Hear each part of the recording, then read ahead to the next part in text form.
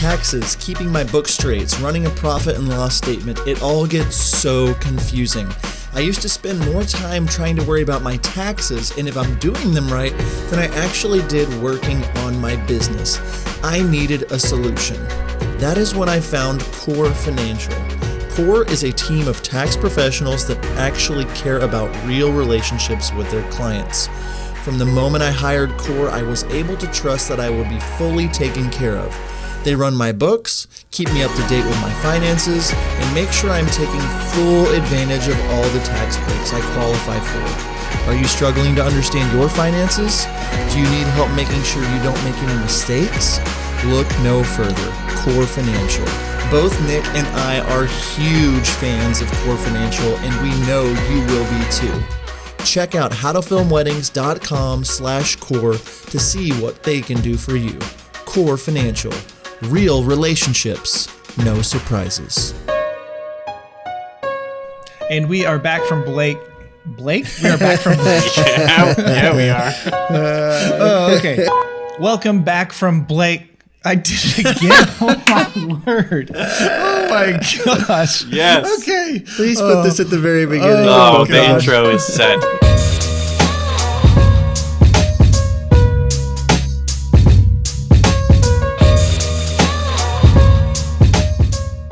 Hello and welcome to the How to Film Weddings podcast. My name is John Bunn. It's a good day. It's a new week. I'm joined by my best good buddy, Mr. Nick Miller. Nick, we have something special today, but how are you? I'm doing really, really good. We do have something special today, and the person that we have on is going to control all of this. Yes. We have Blake on with us. He is our editor. He does all of the behind the scenes video, audio editing for us. So if you're watching the video, he might do something crazy, like make himself like fill the whole screen. He might make himself, make us really small. He might just totally mute us and just let him talk for an hour. Like we don't know what he's going to do, but we are so excited to have him on. We've wanted him on for a while. Not only does he edit, but his story with wedding film and running a business, it's really good and really inspiring. And so we wanted to talk to him all about that. And we're going to do that today. Yes, we are. And so, Nick, without further ado, let's jump into this week's episode of the How to Film Weddings podcast. Let's go. All right, Blake Pollino, the man, the myth, the legend. He's here. Blake, say hello to How to Film Weddings. Hey, guys. It is an honor to be on.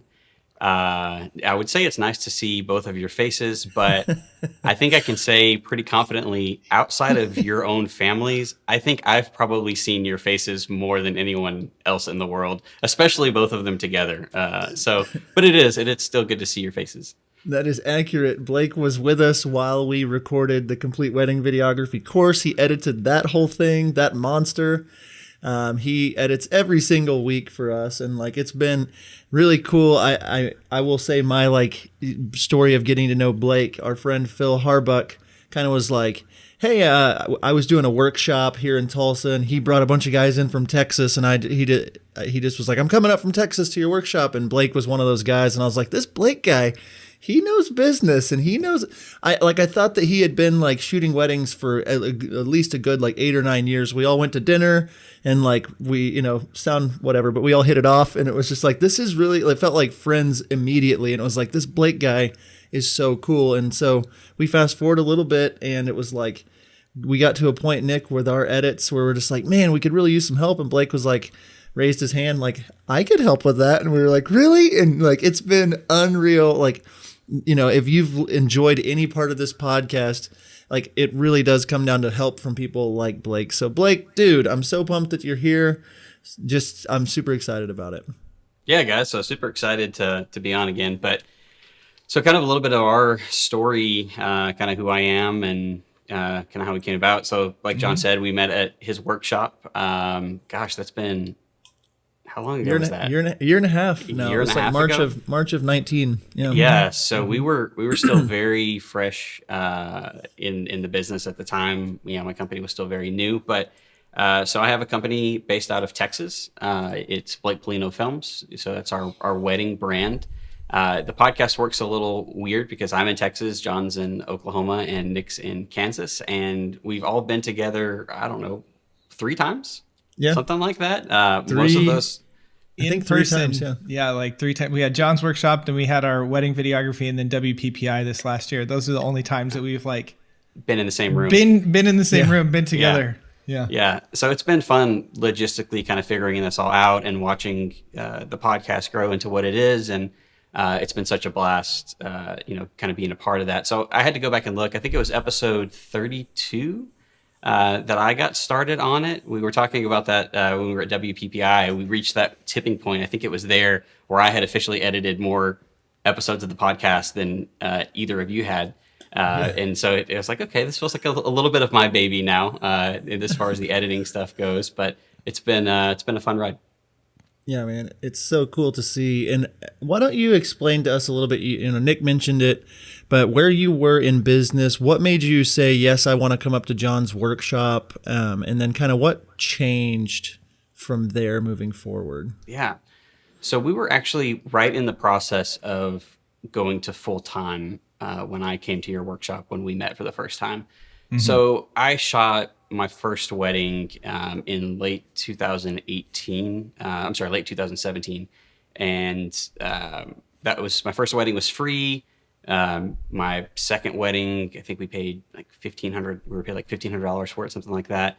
And then 1 year, almost to the day after our first paid wedding, we went full time in video, and we also have a commercial side of our business, and we do real estate photo and video as well, which those are all separate monsters. But it was right around that time that we were at the workshop, and I still had a job at that time. So kind of my background and where I got started in, I spent a little over 10 years in corporate America doing business development and marketing for a really wide array of companies. So I was with AT&T for a while. I kind of bounced around in the startup world for a little bit and worked with a couple of really young startup companies, and then ended up in business development for food distribution. And when we met, I was actually selling helicopters to hospitals, which was I remember that. the craziest job obviously. Ever. I've heard that job before. Yeah. Obviously. Well, I mean, you really tipped us off when you showed up to John's workshop in your helicopter. In the helicopter. I did not show up in the helicopter. Do you sell these for a living? Yeah. And I gave him a card, and that was the end of it. So it was a really cool career, and I've had several really cool careers like that in corporate America where I did business development. So I would find a territory or a region or market that the business wasn't currently operating in, and I would go kind of deploy the business in that area. So that was a little bit of my business background, and it was crazy. I had probably 5 dream jobs, like what people would consider dream jobs.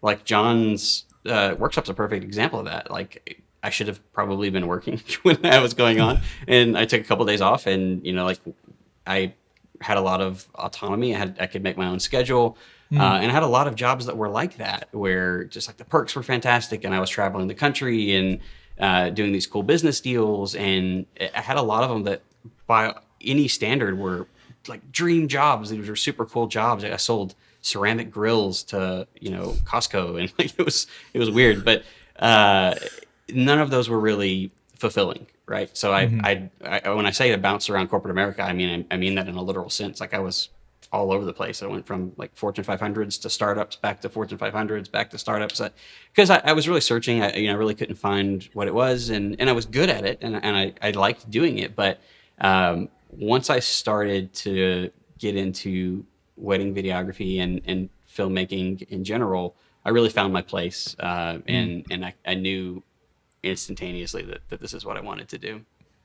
Yeah, that's really good. I'm glad you found your path, and I'm glad you found your way, with that. One of the things that you said that stuck out to me is like basically like 1 year almost to the day, you went from starting this startup wedding film business, and all these other kind of stuff, and then like you went full time with that. And I want you to talk a little bit about that. There's so many of us that whenever we're thinking about going full time, I know I thought this, we're like, well, as soon as I have this in place, or as soon as I have this in place, as soon as I get, so much of this or whatever. And, we kind of have these roadblocks, that we need to break through. And, we have said it before on the podcast, the Dave Ramsey quote about, you need to get the boat, close to the dock before you jump in. But sometimes, you just have to, take that little bit of leap of faith and kind of move forward with that. So why don't you just kind of talk about your story, how you went from 12 months from starting your business to like, okay, this is it.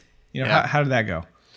Yeah. So probably the first part of that is if you've never read Outliers, the Malcolm Gladwell book. Love that book. Fantastic book. A lot of how I look at business and how I look at life has been framed by that book and others like it. But one of the things that I've always been big on is positive visualization. And that's kind of like the new age era, what you would call for it. Growing up, it was just daydreaming, right? It was just, I would take a job, in corporate America. And when I applied for that job, I was already thinking about what the path looked like for me to become the president or CEO of that company or that division or whatever it was. And a lot of that had to do with the speed at which I went full time in the business. When I first realized that there was money to be made here and that this was a serious career path, I already started to think about how I could make this a successful business and how I could make this my full-time job. Because I knew the first time that I filmed a wedding, actually the first thing I ever did was an engagement. And I knew like right then and there, I was like, this is for me. Like I really like doing this. I really enjoy doing this. So I already started to look at ways to make it a sustainable business kind of from the get-go. So the first price list that I made, like my very, very first, very awful looking price list that I made 3 years worth. So I made my first year, I made my second year, and I made my third year. So I already knew what my price structure was going to look like as far as raising prices. And the reason I did that is because, and I talk about this so often with people, the community in wedding video, you two in particular, the Facebook groups, Phil Harbuck, the people that I've gotten to know from the very, very, very, very start of my business, they were like, "Hey, you got to raise your prices. You got to catch up, and you got to do this." And I remember I had shot my first wedding for free. I second shot for Phil Harbuck, and we were talking about prices, and I was going to be charging like $1,000, and I think that was my original price list. He's like, "You need to double it." And I was like, "Nobody's going to pay me $2,000 to film a wedding." And he's like, "Yeah." He's like, you need to at least double it." And I did. And like that next week I had an inquiry and I booked a $2,000 wedding because of that. And it was blowing my mind. So I realized that it was there. But what's been wild about this entire industry is it's still really in its infancy, right? It's not what it used to be where some typically grumpy guy would show up at your wedding and like set up the huge tripod and press record and then walk away. Yeah. So there's not a lot of people in our industry who've been doing this for 20 years. If you want to go be a doctor or you want to go be a lawyer or you want to be an accountant, there's this really defined career path on how you do that and what the end of that looks like. And so we look at guys like John as an example. You're kind of a unicorn in this industry that you've been doing this for, a decade plus. Mm-hmm. And so when we look at that, trying to look down that road was difficult, but I wanted to look at it as far down the road as I could and start to think about it. So I did a lot of things at the very beginning that helped us to kind of make the commitment and the conversion, to full-time as soon as possible. But almost all of that was just from being involved in community, going out and second shooting for people. Like that first year, I second shot as many weddings as I shot, I think, maybe even more. Mm-hmm. In just being around other people in the industry and learning from them. And the second or third wedding I shot, I got to shoot on like the C100 and the A7S II, and like got a lot of firsthand knowledge, like really fast, right out of the gate. And so it really informed the decisions I was making. How to Film Weddings was just starting off as far as this new model of marketing that you had been putting out there. And I really buckled down on that and pushed the marketing, stuck to raising my prices, and really, the end of the day, just I worked my butt off. Nearly so killed I want myself. to unpack a couple of the things because I think it's really important, especially, I didn't go full time for 3 or 4 years in the business. And looking back, I know there are some keys that if I could have told my previous self, like do these things and you'll get there faster. Do these things. You're not going to get there fast necessarily, but these things will help you, whether that's investing into yourself or so. What were some of the key things that you, now looking back, did to go from starting your business to full-time within basically 1 year. Yeah, you said the first one right there is investing in yourself, and we hear this a lot in our industry, and people try to maybe pour cold water on it, because a lot of times the people telling you to invest in yourself are the people who are trying to get you to buy something that they're selling. But I can't stress enough, the highest return on investment that I have seen in my business has come from education. It's come from learning from other people, whether it's going to a course or a workshop. Like your workshop is a great example. The day that I went to your workshop, I was feeling pretty good about my business. I was about to go full time. Things were kind of cooking and really rolling. And I sat down in the workshop and you handed out your price list at it. And at that point, I was still, gold, bronze, silver, gold packages or whatever. And that I had this price list in front of me that was, this a la carte pricing. And I was like, this makes so much sense. Like, I was limiting, I think at that point we topped out at like $3,500 was our highest package. And I booked that package a lot. And I was like, I just put a ceiling on what these people are willing to pay when they may have been willing to pay way more. And so literally that next day when I got back from the workshop, I completely redid my pricing and we started booking big weddings. But the investing in yourself is huge. Like the education, the return on investment that I have seen, it far outweighs going out and buying a new camera and the fanciest gear and anything else, LUTs or whatever. I mean, it's actual return on investment for your business is going to come from learning from other people who have already done what you're doing or what you want to do. I mean, to not tap into the brain of somebody else who's already done it is absolutely crazy. So that's definitely the first thing. Yeah, I think about it and I watch your story and like you did get to second shoot. Like I didn't know that you could reach out. I mean, in 2007, obviously it's a little different, but like there weren't courses like our course or like Forestry Films course or like editing courses but you think about it and it's like you can take all this information that somebody else has had to figure out the slow way and condense it into a course on something or a workshop that helps you or just going in second shooting. I can't tell you enough. Like I've had people in Tulsa that it's like, I'll come just like hold your gear. And it's like, sure. Yeah, come on. And like, they get so much more knowledge just by like more is caught than taught, and they're like, oh, he did that way. That makes sense. He asked the interview questions that way. And like those little things add up whenever, you're talking about like the pricing at my workshop, you saw it and you're like, oh, that makes way more sense. And then you implement it and start moving on it instead of being like, well, I'm going to think about it for a while or I'm going to, so that's really cool to hear. Yeah, I love your story and I love you talking about that. And I have a couple of thoughts that I would like to, bring up and talk that really stuck out to me. And we will get to those right after this break. Do you remember that wedding from a month ago? Yeah, like that one that you needed to start editing yesterday? But you also need to prep today for your wedding tomorrow and you're leaving for your first vacation in forever on Monday. So what do? It seems that the only creative part of your edits are the excuses you're going to have to give your clients. We have the solution, Wedditor. Wedditor is a team of top wedding editors, project managers, and account coordinators that help us wedding filmmakers edit. They match the right editors with your style so you can spend your time where it matters most, on your business. Nick and I both use Wedditor and we don't know how we would run our companies without them. It takes a team to build an amazing business and you shouldn't try to do it all on your own.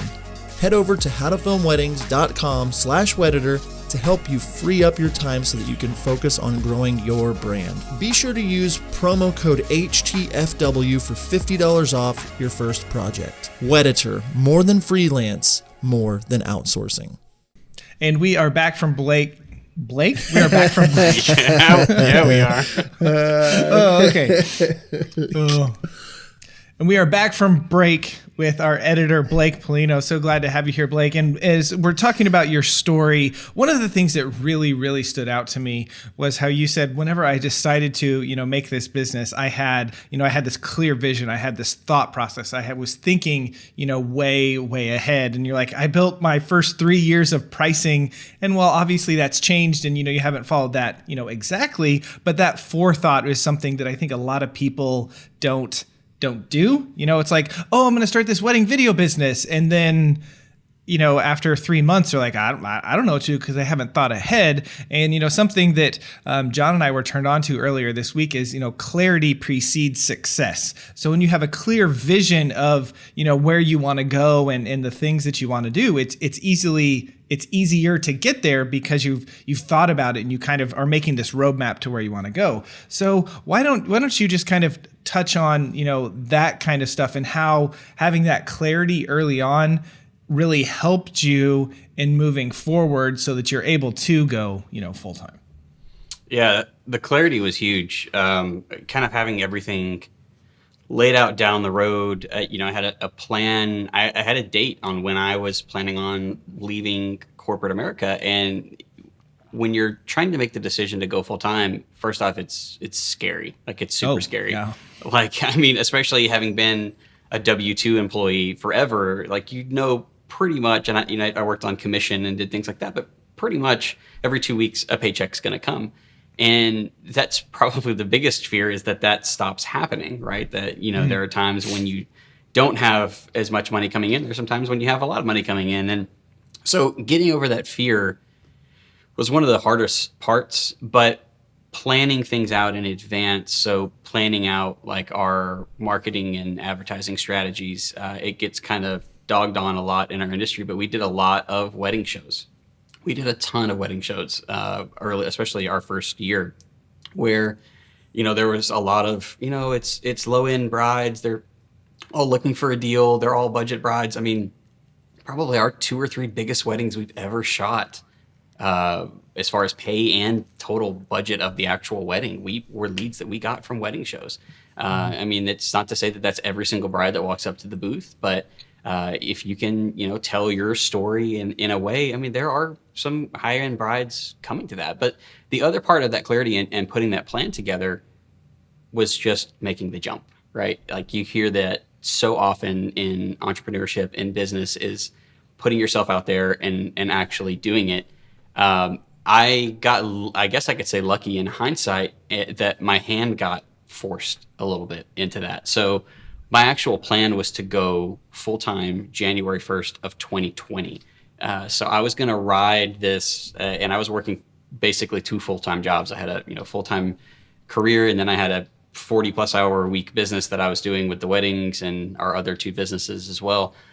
So, I mean, I was very much running myself ragged, but I wanted to give myself as much time. It's like having kids, like I said, you'll never actually be ready to have kids. You'll never actually be ready to make the jump and start your business. Now, that's not to say that you, like the Ramsey saying goes, get to boat as close as possible. And that's what my attempt was to do. And that was putting money away in savings. My strategy early on was to do the very capital intensive parts of the business growth up front while I still had a job. And that's one of the things that I think's made it really successful, is while I still had this, good paying full-time job, that's when I was dumping money into, gear and lighting and equipment and marketing and the things that we were doing, because I knew that in 2 years, at the point that I wanted to go full-time, it was going to be a lot harder to spend $4,000 on a camera when I knew that was $4,000 worth of groceries that I was taking away from my family at that point in time. So doing that up front and making it really capital intensive. But my plan was, January 1, 2020, which would have gave me time. The business that I was working for decided to close the division that I ran. In Fun. March of that is neat. Yeah, March of 2019. That is not neat. Not neat. That was not, and it was out of nowhere. I mean, the business talk of it gets, a little muddy, but we were running a successful division. There was an opportunity to create another division somewhere else in the country that potentially could be more profitable than the one we were running. And instead of opening up a second one, it was just more cost effective to close my division and open up a new one. And me not wanting to uproot my family where we are here, I made the decision to kind of leave at that point and make the jump. So our motto for the first year that we were full-time in business was jump first and we'll learn to fly on the way down. So it was very much that. And right. Yeah, it was a good little motto. I should have made a t-shirt for that for sure. But maybe your editor will put like a graphic up. He definitely won't. He's like, I don't want to spend 10 minutes on that. He definitely will not. But that was, despite all of our best laid plans, as much as I tried to forecast it and have that clarity about it, I still had to make the jump. And, it kind of forced my hand into doing that, but I couldn't have imagined going back into corporate America or doing anything else at that point. Something that's really standing out to me, and I think it comes really naturally to you, and it doesn't necessarily to a lot of creatives out there, is just simply having a roadmap and having a plan and just laying out 6 months, 12 months, a year. Like, just, it's not going to happen how you wrote it down, but by at least like looking and forecasting, it's like, oh, I'll make a better decision about this right now. Oh, I need to buy gear right now while I have a job because, I'm thinking about it 2 years from now, if I'm going to be full time, I don't have a job. I won't want to spend that. And so it's, I think naturally comes to you to be a planner moving, you're a business minded guy. And it's very similar to the way I think. It's just like, okay, I got to get ready for out here. And so I think if you're listening out there and you're new and you're thinking, oh my goodness, like I really want to go full time, do that this week. Write out kind of what your prices are going to be next year. Set a date you're going to go full time. Maybe some of those things like I need to have this much, like low end, this much in an account before I move. And who knows, you might get pushed out of the nest like Blake did and say, sorry, fly, or you're going to hit the ground. Or you might get to that point and be like, you know what? I like my job where I'm at right now. I don't want to go full time. Like coronavirus could have hit right when you were going to go full time. And it's like, you know what? I like my full-time job. I'm okay with this right now. So making the plans though, if you don't make the plans, you kind of just are tossed to and fro. You're just like a boat on the ocean. It's like, okay, well, I'm just going. But like, if you don't have direction and you don't have that compass leading you to the direction you want to go in, there's no way you even know if you have arrived. So that's really neat. Like if you're thinking about it out there, like put that plan together. Totally. Yeah. Definitely. So, Blake, what would you've kind of been, talking about this all along, but, someone that's, John said, write out a plan. If, someone that's in, year 1, 2, 3, really new and they're like, okay, full-time is my dream. Full-time's where I want to go. Yeah. What are some things that you would maybe encourage them to be doing right now, leading up to, that moment? Yeah. So writing out that plan. So give yourself a date, on when you want to make that jump. That was important for me because when I put that date down on paper, I was able to make decisions leading up to that point, right? So things like having this much money set aside, this much living expenses set aside, but also goals for our business, like the number of weddings that we wanted to shoot. We had a number of weddings that we wanted to shoot each year, and that number has continued to change, obviously, as the business has changed. But knowing that, so like our first year, like I said, the community has made these decisions so different than they were before, or not having the community. But I was able to look at it from a point where coming into the industry brand new, I never had to shoot 50 weddings a year to survive. Like I never had to experience that just absolute burnout inducing going through, awesome. Because of what other people in the industry were telling me. And the industry has been screaming until it's red in the face, you guys included, you got to raise your prices, you got to shoot less weddings a year. And the math on that is simple, right? If you want to make $100,000 a year, to figure out how many weddings you're comfortable shooting, divide that by the number that you're comfortable making a year, and that gives you the number to shoot for. So that's kind of the first step, right? So kind of to build that roadmap, set that date, and then set kind of the business goals around that will lead you to that date. So if you want to go full-time in a year and you want to make $100,000 a year, then you kind of have to figure that math out on what how many weddings you need to book. And then we built kind of a marketing strategy around that. So I knew that if I went to a wedding show, even a small market wedding show, we would normally book 2 to 3 brides from that wedding show. And that's kind of our history from having done our first 2 or 3. And so I looked at that and said, okay, if I want to get to this number of brides per year, this number of couples per year, then I need to do this many of these wedding shows. I need to do this much marketing. And then kind of the next step to that is getting over a pricing hurdle. And we talk about this ad nauseum, right? Is how do I charge more for my weddings? And then everybody who's already there in the industry is saying, hey, you need to charge more for your weddings. But kind of getting over that gap is the hardest part in our industry. And I found that gap to be right at around $3,000, right? So, I mean, if you're shooting 20 weddings a year at $3,000, I mean, it's $60,000 a year, which is nothing to sneeze at all. I mean, it's not a bad living. But to get over that hurdle to really make that a full-time job, I've kind of found that to be the delineating line.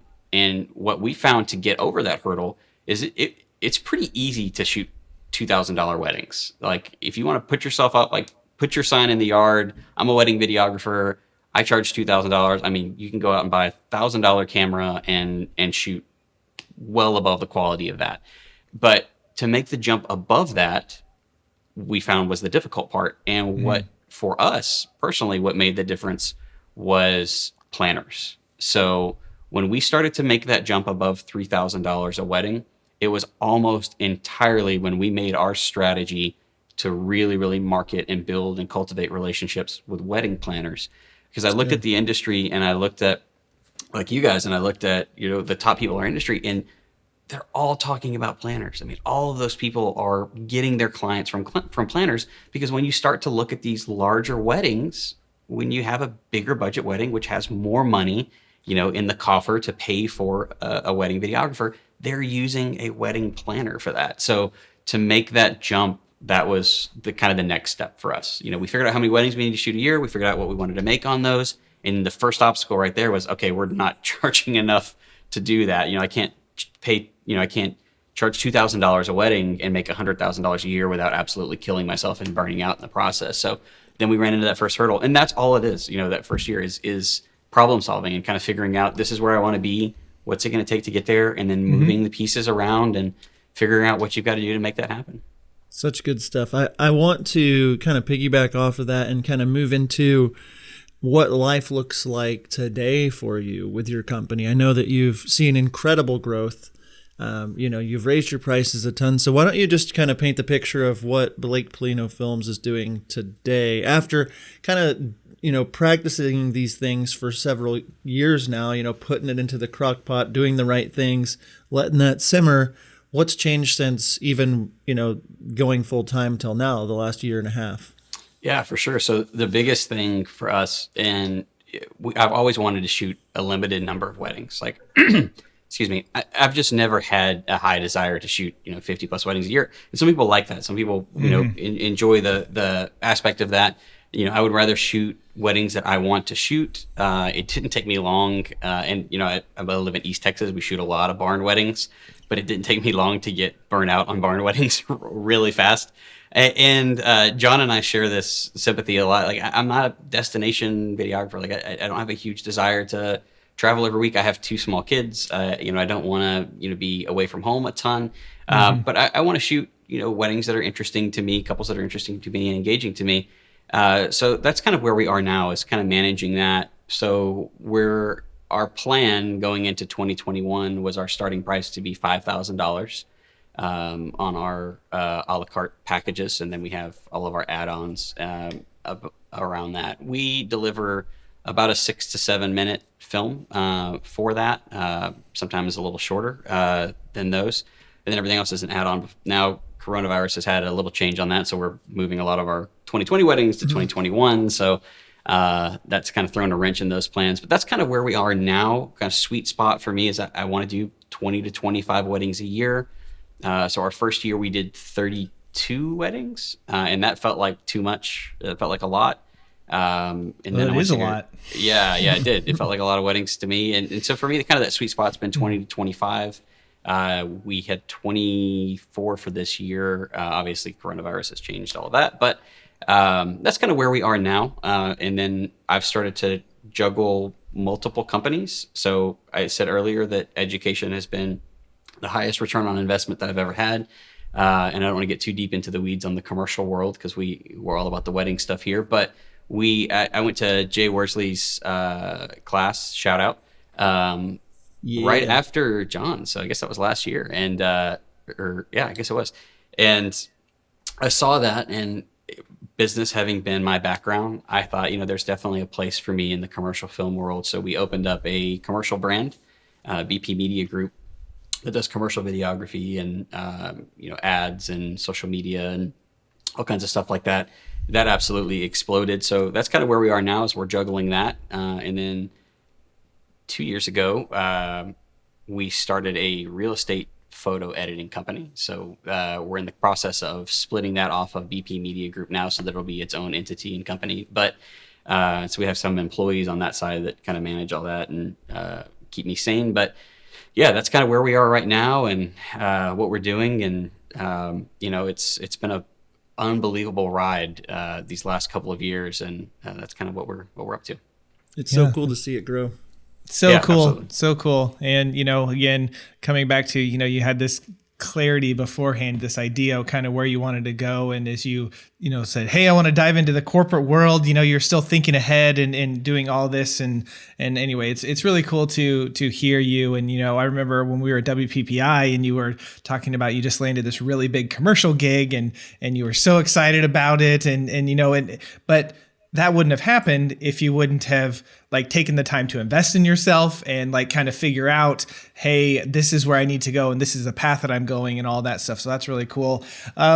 As many of you listening out there, that Canon just made a little bit of an announcement this last week, and Blake is kind of a gearhead. He's really excited about, to talk about cameras and stuff. So when we get back from the break, we're going to talk a few minutes about the new Canon R5 and R6. Are you tired of just sending a link to your couples when you are done with their film? Do you want to deliver something they can actually see and feel? We are so excited to tell you about Photo Flash Drive. Photo Flash Drive's Playbook video player is a game changer for you and your clients. Live memories in storybook form. Take your delivery experience to the next level with your couples. Photo Flash Drive's storybook is packed with features: a customizable cover, beautiful video quality, easy drag and drop file load, and up to 32 gigabytes in storage. Not only that, you can upload multiple videos to your player so the couple can watch all of their videos in one place. Watch your couple's jaws drop as they open the book and are able to relive the day. The video playbook is a great way to sell additional items to your couple, a great way to offer the full branding experience, and a great way to leave an impression. And do we have a deal for you? Use promo code HTFW30 for 30% off all Playbook video players. Just head over to howtofilmweddings.com/photoflashdrive to see all of the details. We know the time suck that is searching for the perfect song for your wedding film. MusicBed has spent years collaborating with artists, bands, and composers to make it easier than ever for anyone to find the right song for their video. With amazing artists like Chapters, Tony Anderson, and The Light, The Heat, MusicBed is the best place for wedding videographers to get licensed music. Their subscription service was a life changer for me, especially since all of their subscription music is pre-cleared for every social media platform: Facebook, Instagram, Love Stories TV, and my personal favorite, YouTube, all pre-cleared. And if you are interested in a free month of a MusicBed wedding subscription, head over to howtofilmweddings.com/musicbed. When you sign up, use the promo code HTFW and you will get your first month for free. Welcome back from Blake.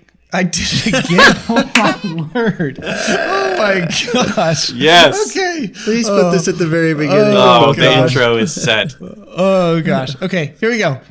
And we are back from break, and we are going to jump into our Wedditor question of the day. Wedditor, more than freelance, more than outsourcing. And Blake, I'm going to ask you this for our question of the day.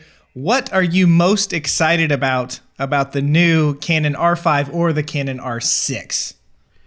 Oh, man. This is a big question. I know. It's a good question of the day. It is a good question. Autofocus, man. I'm so I'm not in the Canon world currently. So I shoot on the Blackmagic, the 6K, 4K, and Respect. then was previously on the GH5, the Panasonic platform. So yeah, and that's where I started, right? That's where I started. I started with the GH4, the G7, GH5, and so I've never had autofocus. That's my entire filmmaking career. I've been manual focus, and it's just, or push to focus, whatever. So I'm excited about a small platform DSLR. Ideally that you can basically fit an entire wedding kit in a backpack. I know, man. Yeah, like a backpack and this rolling timba bag with like your sticks and your light stands in it, and that's it.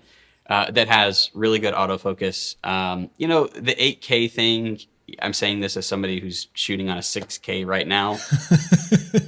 It's great. Like I think there would be some places where it's really cool to use, even in wedding film. So like establishing shots, things that are just 2 to 3 seconds, little clips.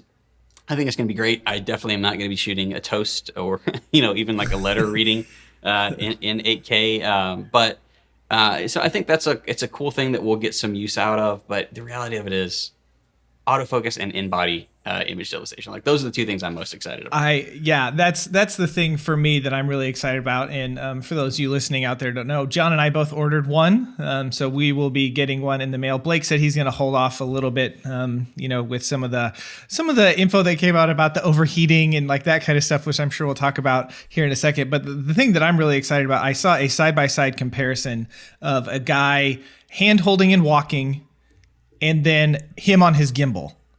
And I know. And while the gimbal shot looked better, I will say that right now, the gimbal shot did look better, but for a hand holding guy, and he wasn't just like duck walking, right? Like, he was moving it. He was following this guy on a bicycle. Everything like in the middle looked really good. It was kind of on the edges. There was some shake. And I was like, okay, that's the kind of thing, that freedom that if I want to take my camera off of the monopod and kind of get down really low and not have to worry about, that unwanted shake for like a detail shot or something, man, that's something that gets me really, really excited. John, what about you?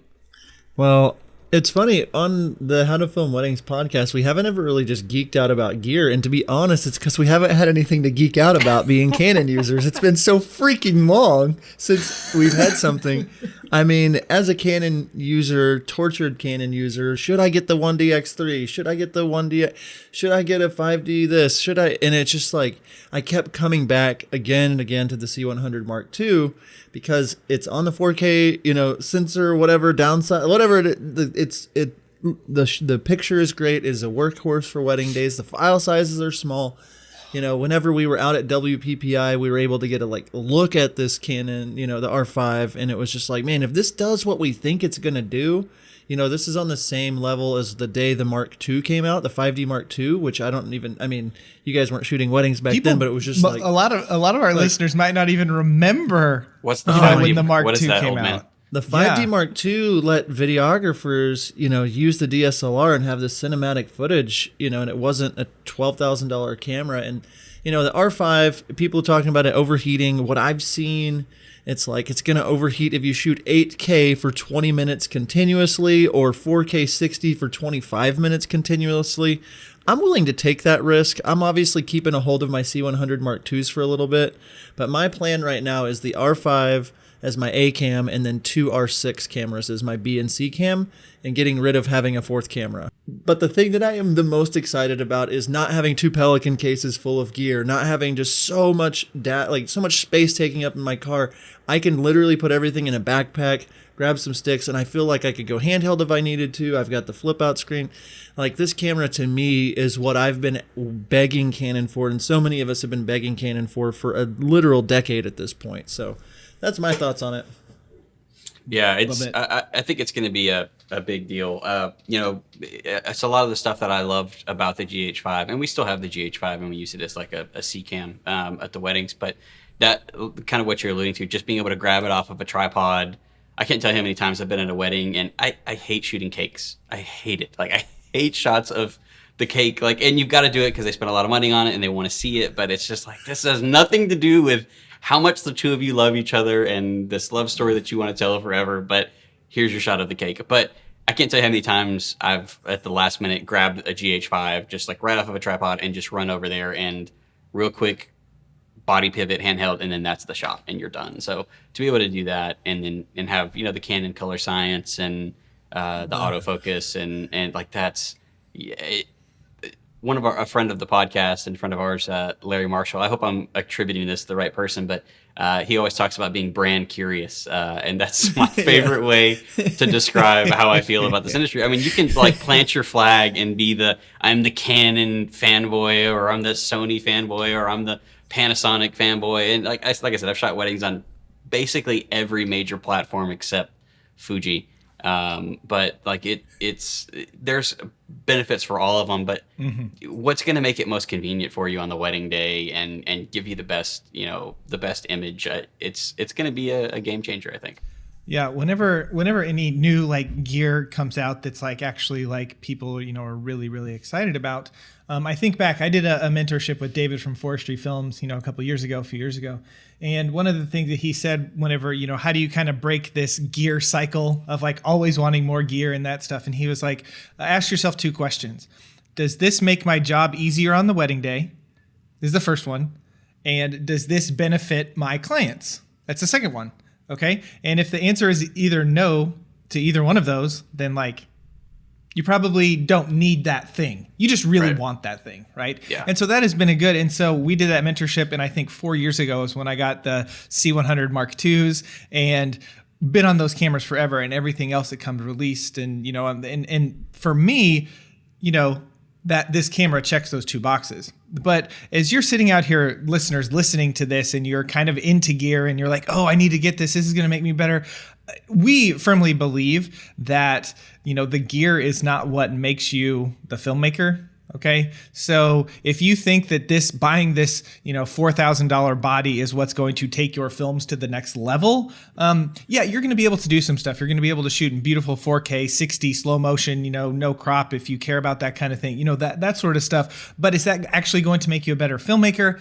No, it's not. You still need to know how to use the camera. You know how to use movement. You know how to tell story. All that kind of stuff. And that's what I was going to say. I have a couple of things always.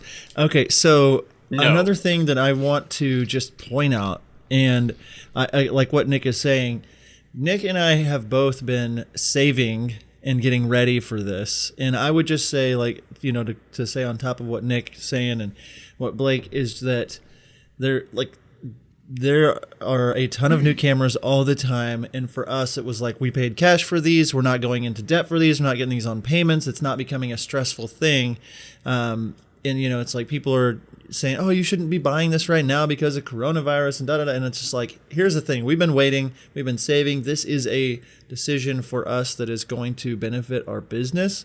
And so that's the first thing I wanted to say. The other thing I want to say is I honestly feel like the biggest announcement that is just kind of sliding under the radar is this R6. Okay. So I think the R6 is actually, in my opinion, the best wedding video camera out there. If it does what I think it's going to do. It's what, 24, how much is it? $2,500 American? I think something like that. It shoots 6K. There's a little bit of crop at 4K 60, like a 1.4 or something. There's a little bit of crop.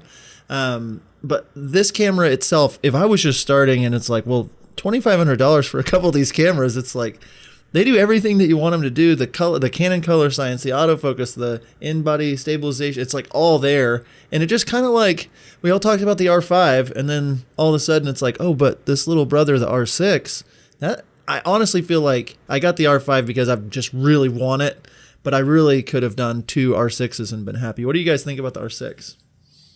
I think the Blake? R6 is, it kind of flew under the radar as far as what it can do, but we've had a lot of talk about low light situations with that, and typically, like historically with cameras, anytime you pack a lot of megapixels into a sensor, it struggles in low light situations a lot. So I think that's going to be a big benefit on top of it already being packed out with literally everything that you need to do video in the R6.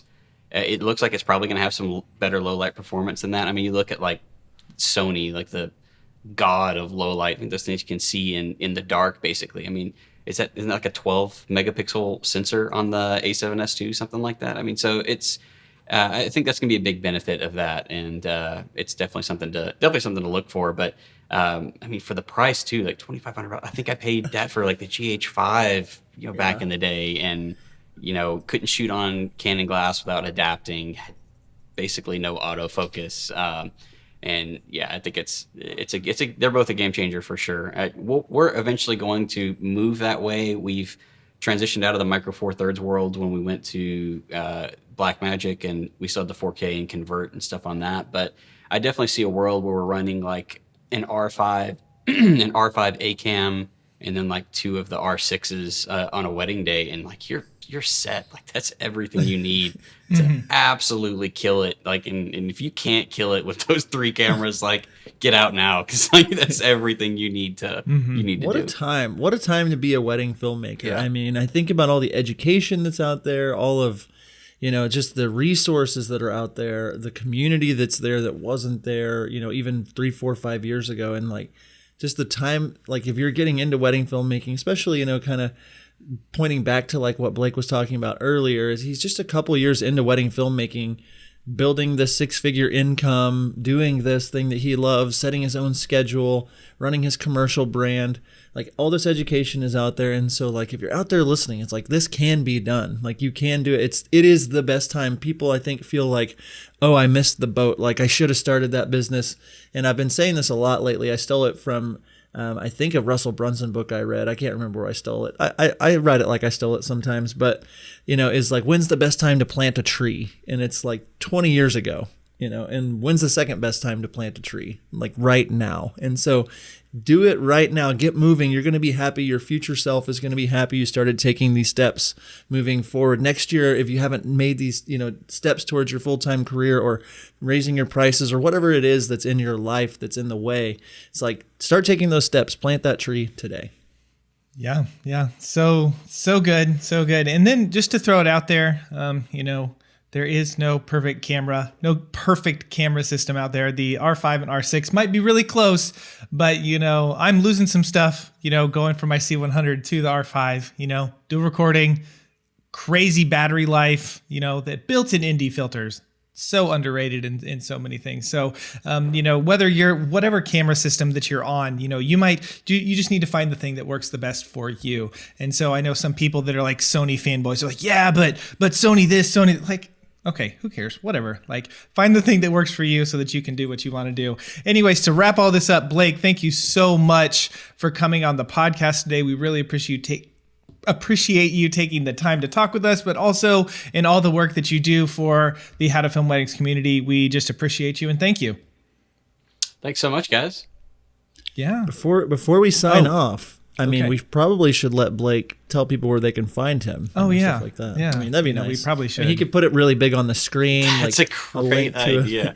Where can people find you? How can they, besides, I mean, is it at Blake the Editor yet? Are you there yet? No, or it's not there? Okay. much to John's dismay. I have not adopted the brand of Blake the Editor yet. But it is at Blake Pollino, BlakePollino. Okay. Love it. Yep. Good. There you go. There you go. So, and that's on Instagram, which is where I'm most active, but also pretty active in our Facebook groups as well. And like I said, I'm a huge tech nerd. Like I love this gear stuff and geeking out about it. So hit me up if you ever want to geek out about whatever camera platforms are out there or pretty much anything else. But thanks so much for having me on, guys. This was a blast. Yeah. Great. Thanks for taking the time. And you listeners out there, we want you to head over to howtofilmweddings.com. There at our shop, we have lots of great goodies that you can buy. One of those is going to be our posing guide. And Blake actually edited our posing guide. So you can head over there to howtofilmweddings.com/shop, pick up that posing guide, and it will definitely help you, with your couple time during your weddings. John, it's been a good episode. It's been a great day. It's been a good week. We thank you all for listening. And until next time, we will see you. See ya. See ya.